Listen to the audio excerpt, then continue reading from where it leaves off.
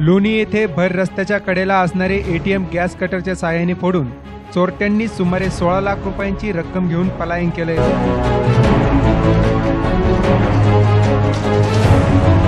ही घटना Pravara medical hospital समोर दिनांक 28 नोव्हेंबरच्या मध्यरात्री 3 वाजण्याच्या सुमारास घडली असून गस्तीवरील पोलीस वेळीच पोहोचले।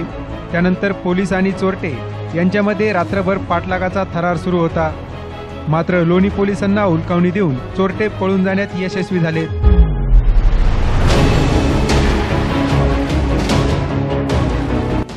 लोणी गावात संगमनेर रस्त्यावरील प्रवरा हॉस्पिटल समोर टाटा इंडिकॅशचे 3 एटीएम आहेत। यातील एक एटीएम चोरट्यांनी गॅस कटरच्या साहाय्याने कट केले आणि एटीएम मधून सुमारे 16,64,000 रुपये काढले।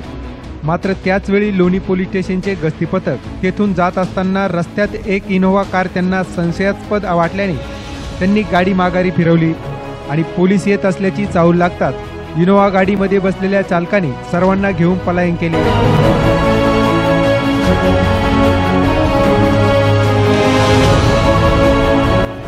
मात्र बराच वेळ पाठलाग केल्यानंतर चोरट्यांची इनोव्हा गाडी बंद पडली आणि अंधाराचा फायदा घेत चोरट्यांनी रक्कम घेऊन पोबारा केलाय। एटीएम फोडत असतानाची घटना सीसीटीव्हीत कैद झाली आहे।